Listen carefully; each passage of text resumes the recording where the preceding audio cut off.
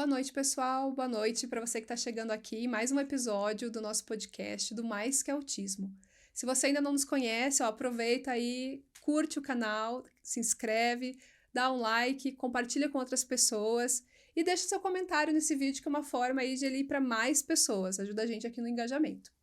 Hoje a gente vai falar sobre direitos da pessoa TDAH, que é o transtorno do déficit de atenção e hiperatividade. E para isso, chamei novamente para vir aqui conversar com a gente a Fabiana Long, que já virou minha amiga, né, Fabiana? Já, não, a gente conversa inclusive sobre outros Outros assuntos, né? assuntos. Então, obrigada, Fabiana, por vir. Primeiro, assim, já se apresenta para quem ainda não te viu, que não te conhece, né? Vamos lá, então. Primeiramente, obrigada pelo convite. É sempre uma honra falar e conversar sobre a neurodiversidade. É tão importante falar sobre isso. Meu nome é Fabiana Long, eu sou advogada, sou mãe atípica,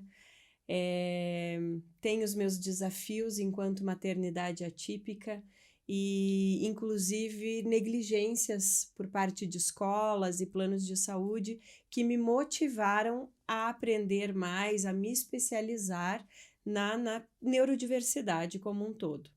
Então, é importante nós falarmos, nós conversarmos sobre o tema e trazermos as atualizações para que as famílias também tenham um norte e não se sintam desamparadas no escuro, sem saber o que fazer, né?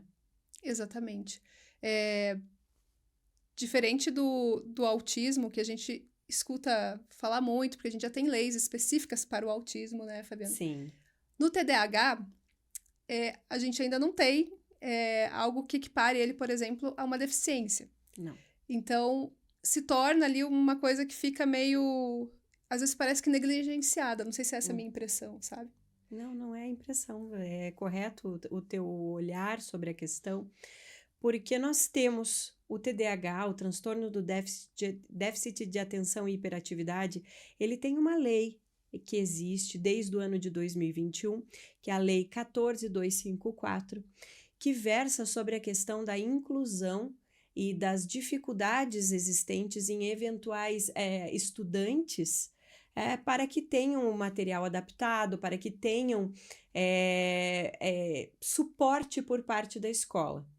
Entretanto, ele é muito diferente das leis existentes para o público autista, por exemplo. Então, que tem direito, por exemplo, a um acompanhante especializado. A criança que tem o TDAH não tem esse direito. Ele terá o direito a uma supervisão, a um acompanhamento multidisciplinar, em paralelo com a escola e com terapeutas da área de saúde para o seu desenvolvimento, além de outras adaptações. Porém, não se trata de uma pessoa, um profissional de apoio específico para ele. Tá, então vamos começar falando Tá, que você já adentrou aí, que é um dos nossos tópicos ali, Vamos que é lá. falar do TDAH na escola. Perfeito. Que eu acho que é onde mais impacta, né? Sim. Então, o que vai ter que ter de adaptação para essa criança? É direito ela ter essa adaptação? Ela precisa que esteja escrito em um laudo isso? Como que é para eu chegar lá e dizer, meu filho tem TDAH e eu preciso que você me ajude aí, né? Perfeito. Bom, o primeiro passo que eu oriento sempre as famílias é busquem o diagnóstico por meio de um laudo médico. Este laudo vai fazer com que o médico prescreva que se trata de uma criança com TDAH e que, por conta disso, deve ser assistida pela escola. O médico pode sim especificar quais questões ou simplesmente colocar o CID e constar ali o diagnóstico de TDAH. Havendo este laudo, a família tem que levar até a escola para conhecimento e pedir adaptações, tá? Uma criança que tem o TDAH, ela tem o direito a fracionamento de atividades, por exemplo. Porque a gente sabe que uma pessoa com TDAH, ela tem uma dificuldade maior de manter o foco por longos períodos. Então, em razão disso, ela pode ter um tempo adicional para realização de atividades, isso inclusive em nível universitário, inclusive para vestibular. uma pessoa com laudo de TDAH, ela pode apresentar para solicitar tempo adicional para a realização daquela prova, como também fracionamento, como também adaptações do local físico, do ambiente físico. O meu filho, eu diria que ele é muito mais TDAH do que TEA. Então, o TDAH interfere de fato demais no aprendizado dele, fazendo com que ele esteja um pouco atrasado com relação à evolução pedagógica dele. E já tentamos também Ritalina, ele está agora com Atenta, está tendo bons resultados com Atenta, mas existem questões que, por exemplo, a família, junto com o médico, podem promover para melhorar essa questão. Como colocar o meu filho, ele tem eu falo na escola, ele tem a instrução de sempre sentar na primeira fila. Porque se ele sentar para trás, ele vai ficar observando o que os demais estão fazendo e não o que o professor está dizendo. Ele não pode sentar do lado da janela, porque senão ele vai ficar olhando tudo que acontece do lado de fora. Então, são adaptações que os pais podem solicitar à escola. Você falou nisso, né? Essa semana ainda fui na escola falar justamente sobre o TDAH. Que até no laudo que a gente tem vem especificado, assim. Intervalos... Por exemplo, dar um intervalo de 5 minutos, às vezes, entre uma aula e outra, para a criança sair, dar uma volta, para ela, às vezes, só se reorganizar, né? Descansar um pouco a cabeça e voltar. Fazer pequenas pausas, mesmo durante as aulas. Porque, por exemplo, uma criança que fica das 7 da manhã até 12h40 na escola, ela vai chegar lá no final, todas, de modo geral, já vão chegar cansada. Mas a pessoa com TDAH vai chegar exausta ali, né? A criança vai chegar exausta. E não vai aprender mais nada nas últimas aulas, né? Sim. Então, já vem especificado, tem que dar uma pausa, tem que fazer... As descrições têm que ser mais curtas, então as explicações mais curtas, mais diretamente, às vezes, para a criança. Objetivas. Então, e aí entra até nas questões de prova, né? Às vezes essa criança também vai precisar de alguém, por exemplo, para ajudar nessa...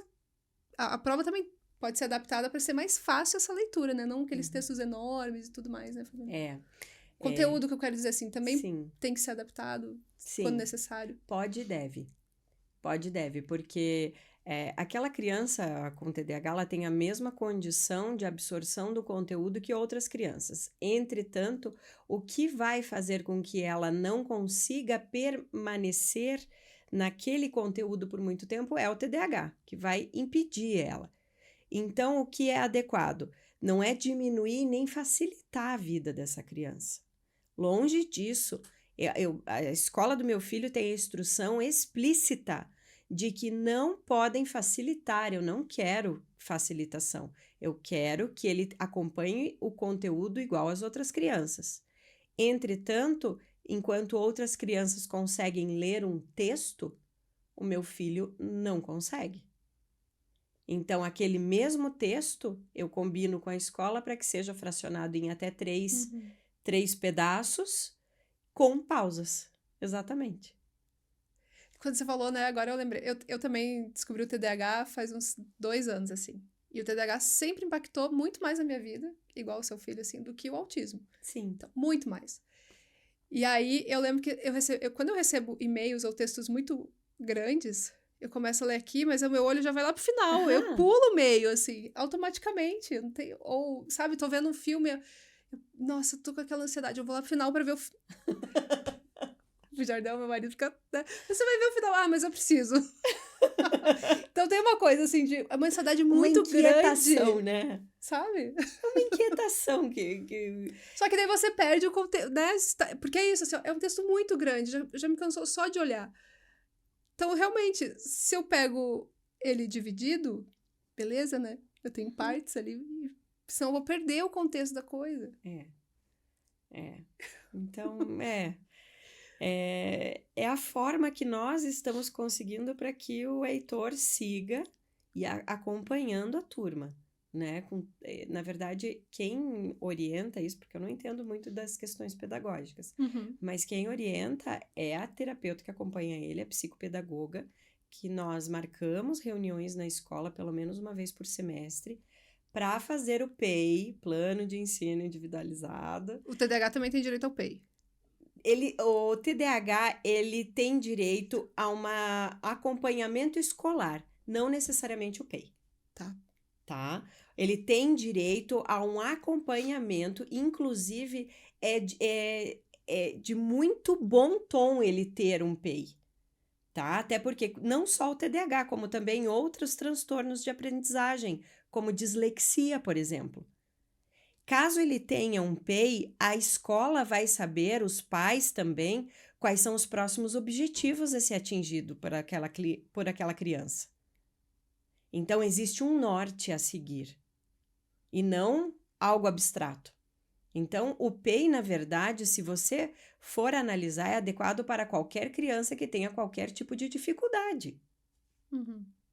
Então, cabe à família, em parceria com a equipe multidisciplinar que acompanha aquela criança, a psicóloga, a psicopedagoga, fazer reuniões junto com os pais na escola, orientando quais são os propósitos daquele semestre, daqueles próximos meses, quais são as etapas a vencer, justamente para vencer estes obstáculos da educação, que essa criança possa ter enquanto educação.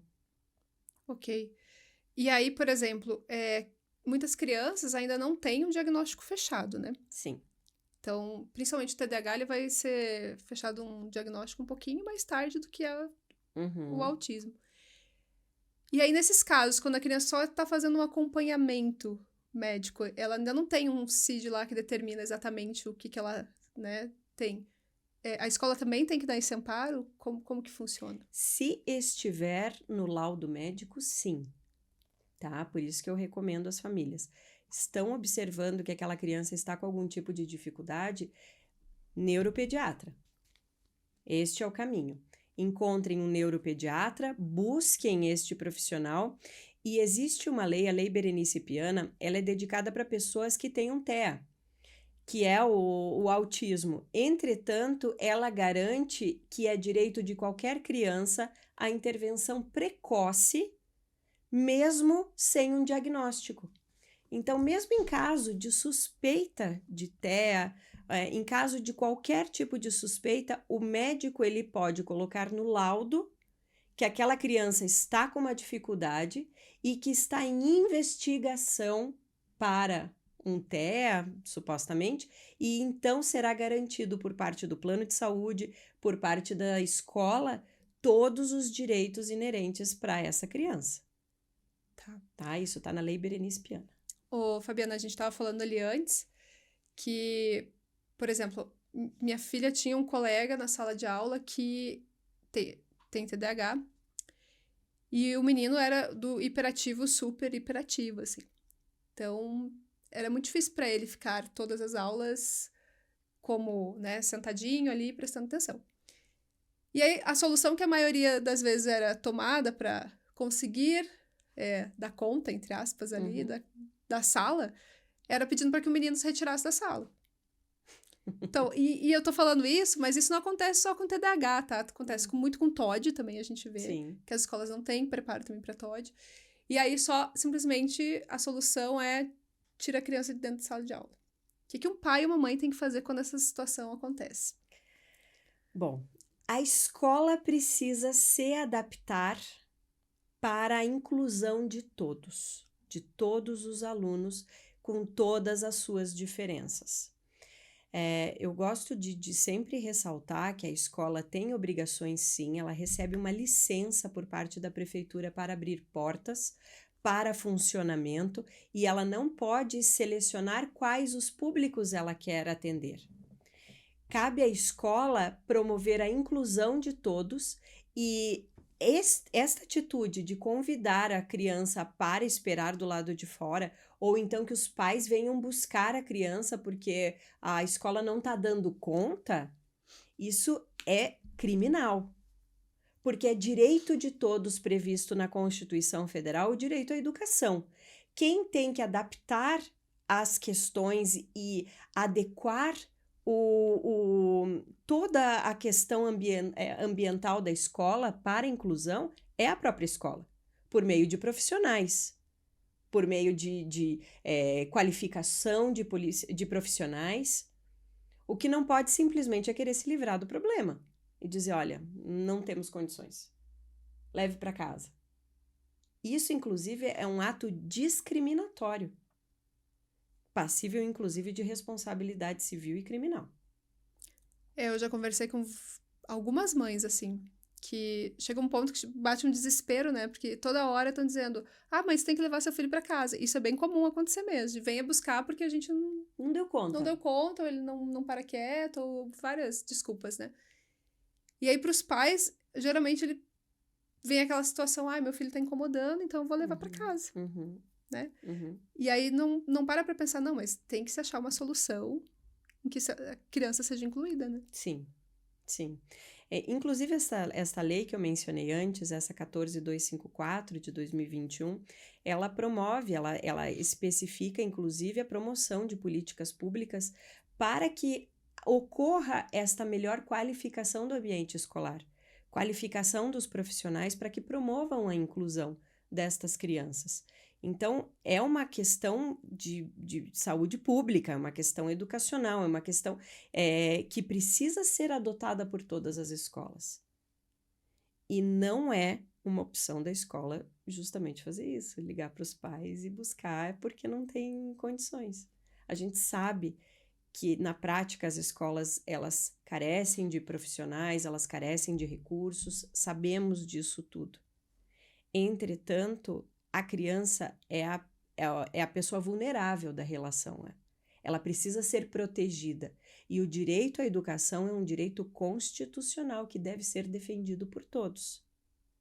Então, se essa família perceber que essa criança está sendo negligenciada por parte da escola, ela pode, se essa família recebe até 3 salários mínimos, ela pode buscar a Defensoria Pública para impetrar uma ação, para ingressar com uma ação contra a escola, contra o município, ou contratar um advogado particular para a realização desta demanda. Entretanto, esta criança não pode ser negligenciada. Ela tem que ter o amparo e o cuidado adequado à sua condição e principalmente às suas especificidades. Sim. A gente também estava falando ali que parece que todos os campos é difícil, né? É difícil na escola, e agora a gente vai entrar em outro ponto, que é o plano de saúde. Sim. Também. Um desafio. Então, já é desafio o diagnóstico. Então, aqui, falar assim, tem direito a diagnóstico pelo SUS? Precoce, sim.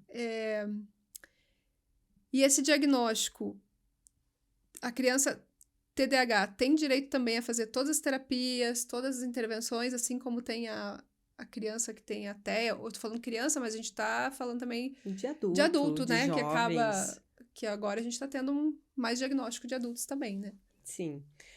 Então, o direito à saúde, ele é universal. Ele é universal.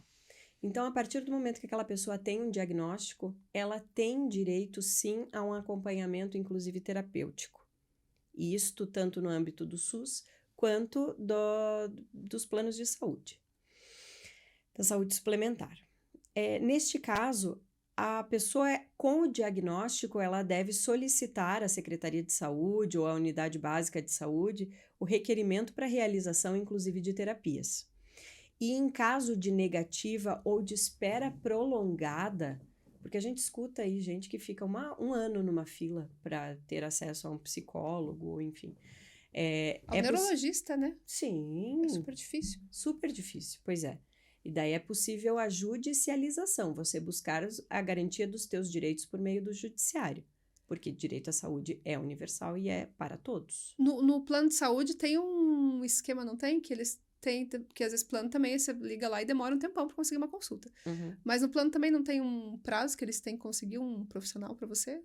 Sim, na verdade, qualquer demanda, a abertura de qualquer demanda por parte de um beneficiário do plano de saúde, o plano de saúde deve dar a resposta em até 10 dias úteis. Este é o prazo de resposta. Então, assim, claro que é tolerável 2 semanas, 3 semanas no máximo de espera. 1 mês, 6 meses, não. Daí cabe uma denúncia na ANS, cabe uma denúncia na própria ouvidoria do plano de saúde e cabe também a judicialização. Porque aí a gente tá falando, né, Fabiana, por exemplo, liguei lá no plano e falaram que só tem consulta para daqui 3 meses. Ou no SUS daqui 1 ano. Só que a gente tem que pensar que o TDAH ele impacta diretamente na rotina dessa família e dessa criança. Então a gente tá falando de uma criança, por exemplo, que a escola manda sair da sala de aula todos os dias. Ela vai esperar 1 ano saindo da sala de aula todos os dias, sofrendo um monte de estigma, né? Porque aquela criança vai receber um monte de rótulo por conta disso. Né? Vai. É verdade. Um monte. É verdade. E daí a parte psicológica piora, né? E não só isso, né, Kelly? A gente sabe que nós que somos mães atípicas, nós sabemos da importância da intervenção terapêutica na primeira infância. Ali até aos 7 anos, nós sabemos que ela tem um reflexo maior ao longo da vida quando há essa intervenção precoce. Então, de repente, este 1 ano de vida, este 1 ano de atraso esperando por uma terapia pode ser muito custoso para essa família. Pode custar muito, porque essa pessoa provavelmente vai demorar muito mais tempo para ter uma emancipação, para ter independência, para superar alguns obstáculos que poderiam ter sido mais facilitados se tratados adequadamente nesta janela de aprendizagem, né? E aí, até porque a gente tá falando do TDAH, e o TDAH muitas vezes precisa do uso da medicação, né? Sim. Então, às vezes a gente como pai fica, não quero usar medicamento, mas às vezes precisa da medicação. É. E aí, se eu não tenho acesso nem ao médico para fazer um diagnóstico, eu não tenho acesso ao que meu corpo está precisando, né? Sim. Infelizmente, nós precisamos, às vezes, brigar muito para a defesa de direitos. Todo mundo sabe que esse mundo da neurodiversidade, a gente precisa ser um pouco de mãe louca. E o chato tem preferência e nós precisamos ligar e precisamos alertar que sabemos dos nossos direitos, porque senão até fica muito cômodo, tanto para políticas públicas quanto para planos de saúde, escolas, enfim, atender conforme querem. Então, assim, nós temos prazos, nós temos urgência. Criança tem prioridade absoluta perante a legislação. Uma criança com uma neurodiversidade tem mais ainda prioridade. E nós sabemos que o tempo urge. Nós não podemos esperar. Então, às vezes, nós precisamos sim alertar que conhecemos dos nossos direitos e que, se caso não for amparado os nossos filhos sobre aquele direito adequadamente, nós buscaremos, então, o respaldo do judiciário. E aí, por exemplo, me passou uma coisa pela cabeça agora. Muitas vezes você vai no médico que o plano te indica lá, e esse médico, ele não é especializado. A gente pega muitos, tá? Que não entendem de transtornos do neurodesenvolvimento. Sim. E aí, provavelmente, aquela família vai ter que procurar um segundo médico, né? Quando eu me deparo com isso, que eu pego um médico que não é especialista naquilo, eu tenho direito a pedir que o plano me encaminhe para alguém que entenda mesmo? Óbvio. Óbvio. Porque às vezes ele só diz, não, tem um neurologista ali credenciado, né? Não, óbvio. Você tem o direito de escolher, de demandar o plano de saúde por aquela especialidade. E se caso não tiver no seu município, eles têm que, além do reembolso, custear o deslocamento. Então, assim, não é tão fácil a vida do plano de saúde. Só que, claro, quanto menos pessoas souberem disso, melhor. Mas nós temos, sim, o direito do amparo especializado para o diagnóstico, para a necessidade que precisamos. Então, não tenham dúvidas de demandar o plano de saúde ou então até mesmo o SUS. Sabemos que o SUS é um pouco mais complicado, sabe? Não há dúvidas em relação a isso. A gente escuta, a gente vê, sabe? Sabemos que a coberta é muito curta para atender a todos. Entretanto, é direito constitucional. E o direito constitucional à saúde, à vida, à dignidade se sobrepõe aos demais direitos. Então, recomendo a quem estiver sendo negligenciado por parte, no aspecto à saúde, tanto do SUS quanto plano de saúde, que busquem a judicialização. E aí, Fabiana, no TDAH, vamos entrar na medicação, porque é uma coisa que, para a maioria dos casos, vai precisar. Sim. Eu comecei a tomar o Venvance há uns 2 anos, assim, e eu lembro que, meu Deus, parece que eu não sabia como é que eu cheguei até ali, né? Tipo, sem medicação. Porque parece que vira uma chave em você, assim. Você consegue ter mais foco, consegue trabalhar melhor, tipo, é outra vida, assim. Só que o acesso é muito difícil, é muito caro. Seja do Venvance, seja da Ritalina, qualquer um dos remédios para TDAH é muito caro. É muito caro. E às vezes você não se adapta no primeiro. É. Bom, novamente, longe de mim querer incentivar as pessoas a buscarem a judicialização. Não é este o caso. Entretanto, direitos são direitos. A gente tenta, primeiramente, pela via administrativa, por meio de políticas públicas, e na ausência da garantia deste direito previsto, o adequado é sim buscar a judicialização, inclusive para remédios. A questão do Venvance, Atenta, Concerta, são remédios, a Ritalina, a própria Ritalina, são remédios destinados para pessoas que tenham esse déficit de atenção e que muitas vezes são onerosos demais e inacessíveis por parte da população. E não disponíveis no SUS, nem em medicamento genérico, nem nada parecido. Nada. Então, assim, esta família, ela pode buscar, sim, como eu falei, seja por meio da Defensoria Pública ou seja por meio de um advogado, o direito à saúde, inclusive para essa medicação. Então, muito guerreada por parte dos planos de saúde, muito guerreada por parte dos defensores da União. Entretanto, o direito à saúde, como dito, é universal. E isso compreende também remédios. Então, se eu não tenho aquela disponibilização de nada similar, sequer similar, no âmbito da saúde pública, então deve sim ser provido no âmbito particular para o caso concreto. E aí, como que funciona para judicializar? O que a pessoa precisa ter, que documentos, quem que ela vai procurar, para a gente dar o caminho ali? Bom, primeira coisa é ter o laudo médico, né? Com a requisição do remédio.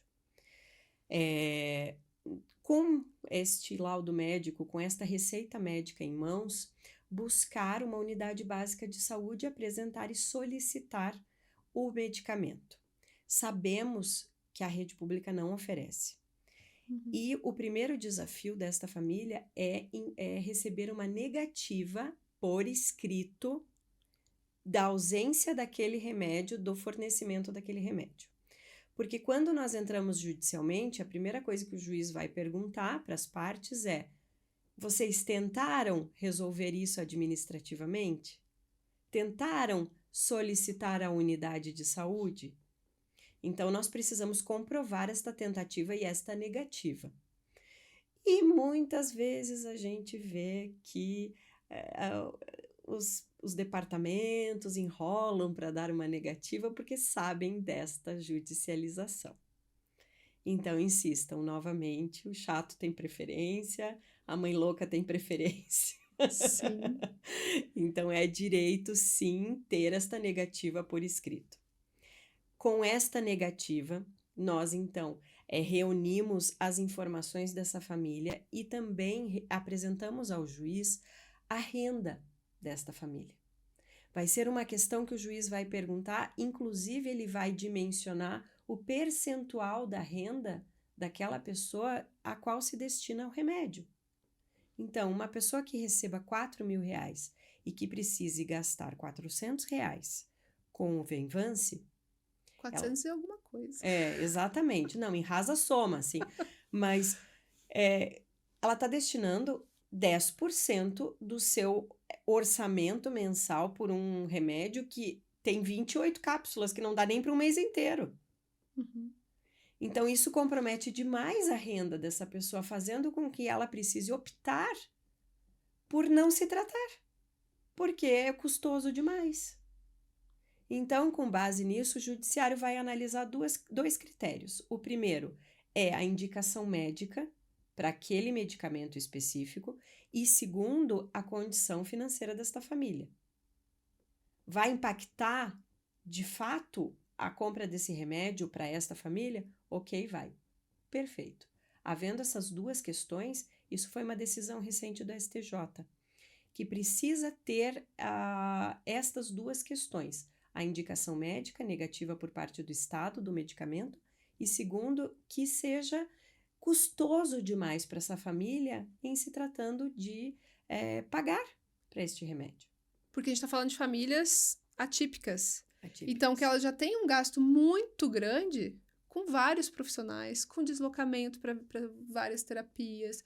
Não é só esse remédio que aquela pessoa vai precisar. Nunca, né? Geralmente vem um monte de comorbidades associadas, aí você tem que usar mais alguns remédios ali, né? É. Então, assim, e fora que você tem todo o resto dos teus gastos ali, mas a família atípica, ela gasta muito. Uma criança neurodivergente, ela é muito mais cara que outra criança, que uma criança regular. A gente sabe disso. Nós, como mães atípicas, a gente sabe o quanto isso demanda em termos de fatia de orçamento familiar. A gente até brinca, né? Se a gente não gastasse tanto com... Como seria a vida se não tivesse que gastar tanto com terapia, tanto com médico, tanto com... Tanta coisa, né? Alimentação. Seletividade alimentar, às vezes a criança só come determinada coisa. E daí você vai ver o preço daquela coisa é mais elevado que as outras. Sim. Suprir um monte de coisa que a criança não consegue através da alimentação, porque não come, né? Não come. É muito difícil para tudo, né? Assim, uma mãe, muitas vezes ela precisa abandonar o seu ofício para ter que acompanhar a criança nas terapias, para poder fazer esse deslocamento, que muitas vezes nem é numa única clínica, né? Então, é complicado, é realmente complicado.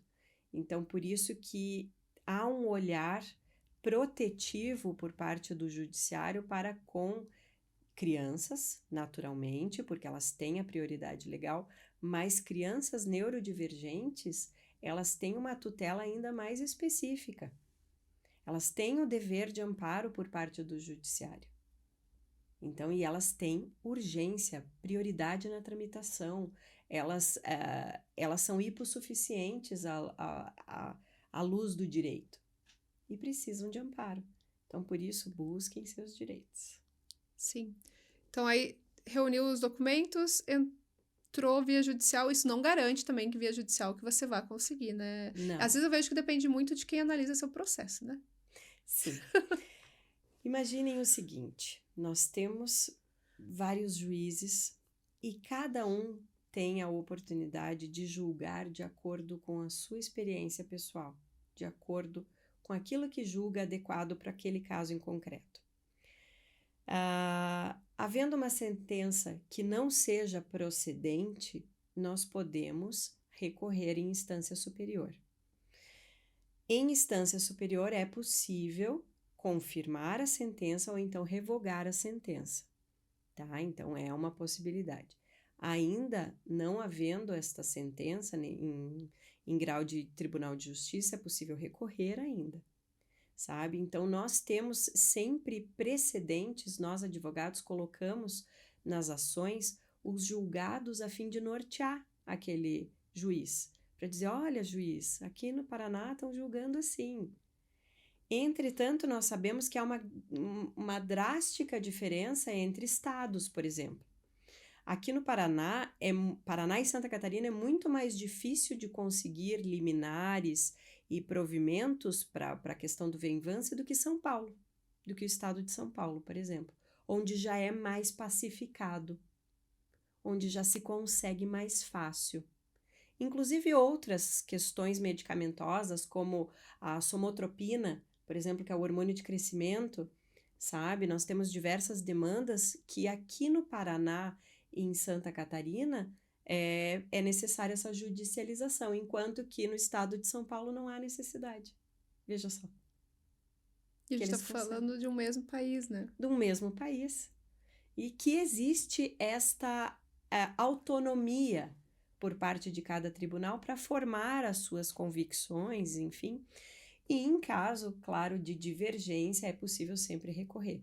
Mas a questão do remédio de alto custo, Venvance, é possível solicitar. Nós temos um julgamento, um julgado do STJ que prevê a concessão para o Venvance, me esqueci agora o nome Eu também do não lembro o nome.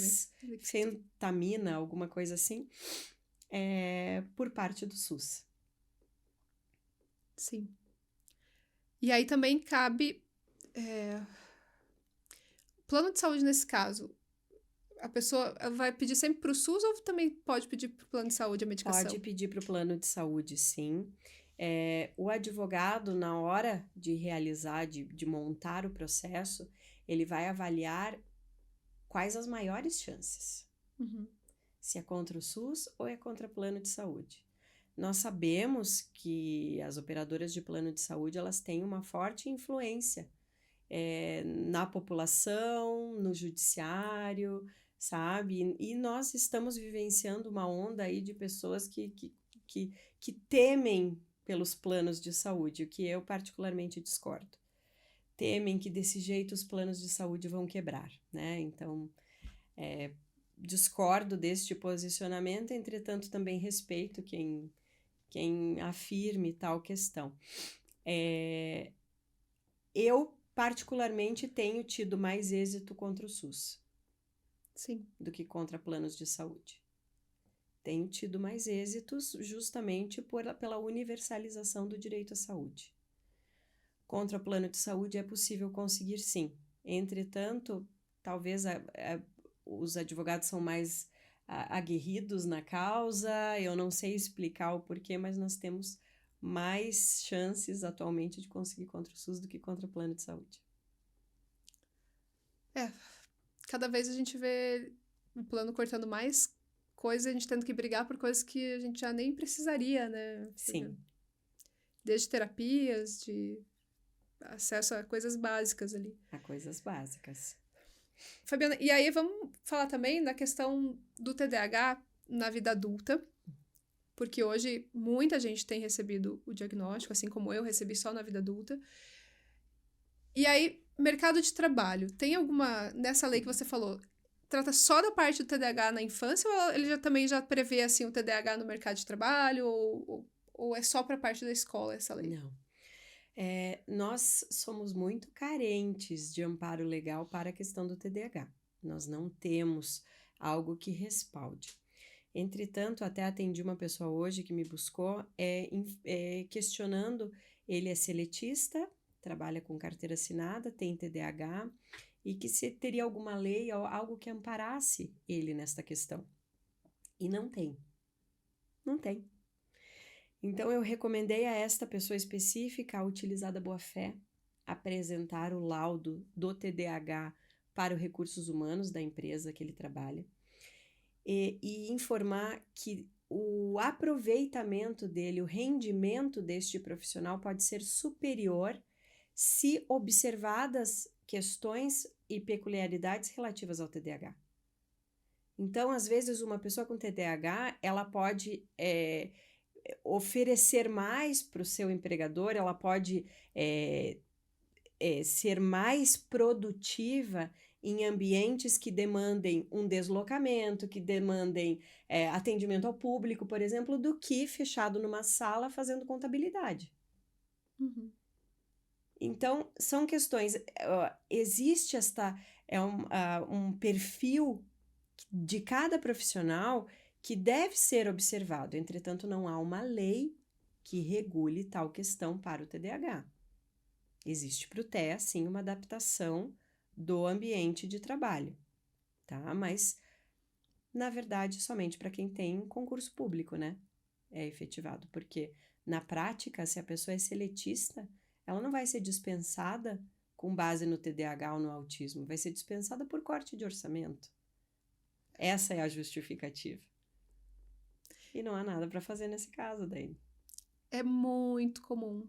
agora falando mais do autismo até do que do TDAH, que é esse caso. Entrei na empresa, não sabia ainda que eu era autista, Uhum, aí recebi o diagnóstico, apresentei no RH, em pouco tempo, ou me colocaram na geladeira, no uhum, sentido de você ficar aqui para sempre fazendo isso e acabou, uhum. ou você é dispensado por qualquer outra questão que não... Ninguém vai usar, né, a justificativa Não, ninguém usa. do teu CID lá para te dispensar, né? Não. E, e como você vai provar também? Sim. Porque os bons pagam pelos maus, né? No judiciário tem tanta gente mentindo, tem tanta gente utilizando de má fé, que é necessário comprovar qualquer situação que você alegue. E como você vai comprovar que aquela demissão é por conta de capacitismo, é por conta da tua condição e não de acordo com a informação que eles estão lhe passando? Não tem como comprovar. Então, judicialmente, não tem o que fazer. Claro, e enquanto não tivermos leis que regem a situação. Para servidores públicos já é muito mais fácil, porque tem a estabilidade. E com base nisso, eles podem pedir uma adaptação do ambiente de trabalho, uma redução da carga horária, até mesmo a realização de serviço por Home office. home office, de acordo com a necessidade, desde que laudado, claro, né, a pedido do médico, mas é possível sim. Até a questão da diminuição de carga horária, até no serviço público é difícil. Porque você tem que comprovar por que você está diminuindo a carga Uhum, horária, né? uhum, Então, é mais...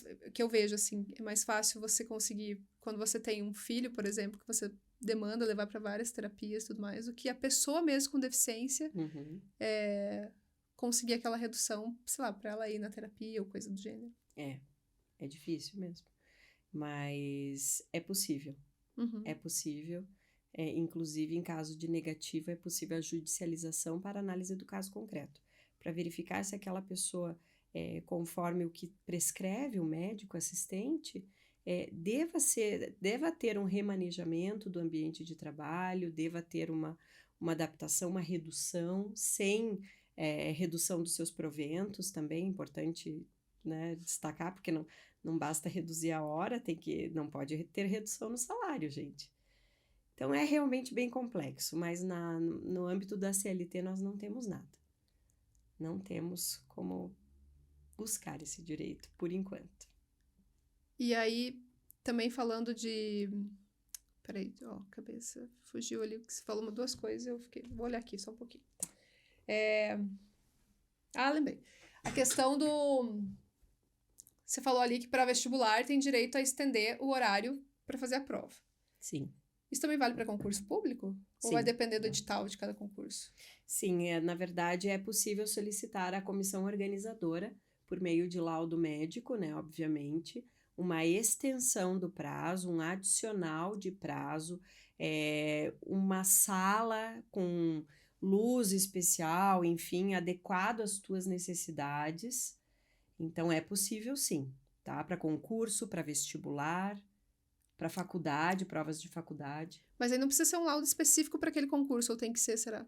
Tipo... Não, um laudo médico vai ter que ser, porque É. neste laudo médico vai pedir a especificidade da pessoa. Então, vai pedir uma sala com menos pessoas, vai ter que ter as peculiaridades daquela pessoa, as especificidades. Mas, claro, a pessoa está prestando vários concursos públicos, ela pode ter um único laudo informando que ela Uhum. precisa ter esse tempo adicional, uma sala com menos pessoas, essa adaptação do ambiente, né? Então é possível sim. Ô, Fabiana, e a pessoa com TDAH tem algum direito, assim como no autismo, por exemplo? Tem atendimento preferencial, por Uhum. exemplo. Ela tem esse direito de... Tanto no âmbito de lugares de saúde, ou no comércio, alguma coisa assim, ou não? Não tem. O TDAH não é deficiência. Uhum. Não é considerado pessoa com deficiência o fato de ter o TDAH. Por essa razão, essa pessoa não tem qualquer prioridade legal. Não tem direito às prioridades legais. Entretanto, tem direito ao atendimento adequado, multidisciplinar, de saúde, educacional, justamente por conta do advento desta lei, que eu mencionei há pouco, no âmbito escolar, e como cidadão tem direito ao atendimento multidisciplinar por meio da saúde pública. Tá. Mas prioridade e os direitos existentes para pessoas com autismo, não. Muitas pessoas com diagnóstico de autismo, mais de 80% de pessoas que têm o diagnóstico de TEA têm também o TDAH. Entretanto, precisa ser analisado separadamente as questões, porque o TDAH, muitas vezes, ele vai demandar atitudes que para o TEA não precise, ou vice-versa. Uhum. Por exemplo, do meu filho eu vejo assim, que há um conflito enorme com algumas questões. Por exemplo, ele é organizado com algumas questões, que é o TEA, que traz isso para ele, que é a organização, é o enfileiramento, é organização por tamanhos, e em contrapartida extremamente bagunceiro com o quarto, com as roupas, com outras coisas. Então, isso é um descompasso que a pessoa também precisa. Isso vai afetar outras áreas, como da educação, por exemplo. Ela vai ter questões que ela vai desenvolver com habilidade e outras com muita dificuldade. E entra também um outro lance, assim, né, que eu até achei engraçado que eu chamei uma amiga minha, a Roberta, tem um podcast dela aqui, e ela é só TDAH, né, e aí eu fui falando algumas coisas pra ela falou, não, mas eu não tenho isso não, porque aí você vai vendo que é do autismo e não do TDAH. Do TEA. Daí entendeu? você Aí separa por caixinha, né? Você pensa, nossa, não, mas ela... Não, Kelly, eu não tenho isso daí não. Tipo, você vai ver, a maioria das pessoas não tem, mas você vai ver, os autistas têm. Então, fica uma mistura mesmo, né? Fica. Por isso que é tão importante esse acompanhamento multidisciplinar, para que a pessoa que tem o diagnóstico, ela possa se conhecer, porque isso é autoestima. A gente não sabe, mas quantas pessoas sem diagnóstico que tiveram aí... provocaram suicídio, que não conseguem ter uma vida social ativa, que não conseguem ter relacionamentos, muitas vezes por conta do diagnóstico. E a pessoa nem sabe disso. Até você falou dessa parte... O TDAH em si, ele tem a questão da impulsividade, né? Uhum. Então, a gente acaba agindo muito no impulso e depois você vai pensar. Uhum. Ou você quer fazer, tipo, muitas coisas ao mesmo tempo. E aí há um alto índice mesmo de pessoas que se envolvem mais com jogos, porque não pensou, foi lá e jogou, apostou, né? Uhum. Com vícios de um modo geral, assim. E acaba colocando até em risco a própria vida, no sentido de que faz coisas na impulsividade que uma pessoa não faria, sabe? Tipo... Exato.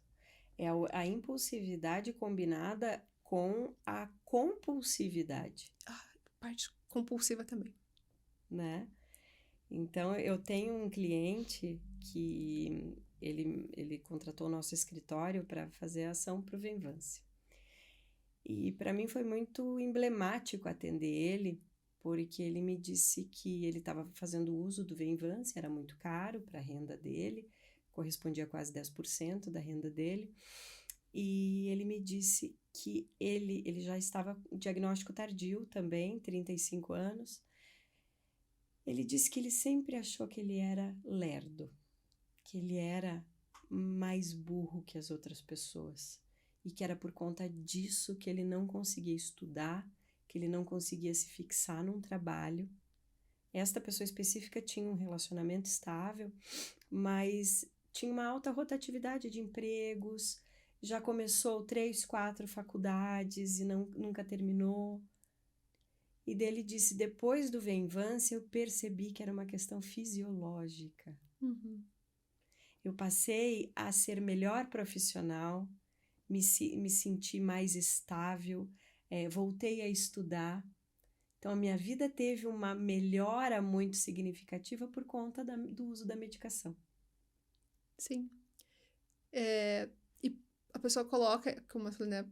Sem a medicação, tem alguns casos que ele vai acabar colocando em risco a própria vida mesmo. Sim, justamente por essa baixa autoestima, por essa compulsividade / impulsividade, fazendo com que realmente os vícios apareçam na vida dessa pessoa, a dificuldade de se fixar num emprego ou num relacionamento.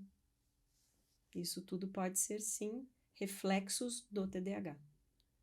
Eu tenho uma amiga que ela diz que acorda às vezes de madrugada, TDAH também, e ela não pode pegar o celular e entrar em algum site de compra, porque aí ela Compra o mundo. compra o mundo. Uhum. Porque a questão, eu tinha muita dificuldade antes do Venvance, muita dificuldade para dormir. Porque a tua cabeça, você deita, mas a tua cabeça não parou de funcionar. Sim. Porque o TDAH não tá só no corpo, né? Não. Ele tá principalmente na tua cabeça, assim. Uhum. Então, continuava, tipo, horas. Eu tinha insônia, tinha que tomar remédio pra insônia pra conseguir dormir. E depois de um tempo, nem aquele remédio resolvia. E aí, quando eu comecei a tomar o Venvance, tipo, até o médico falou, meu Deus, você não precisa... Mais que aí de eu não remédio precisei pra mais dormir. do remédio pra dormir. Porque era outra questão, né? Olha que absurdo.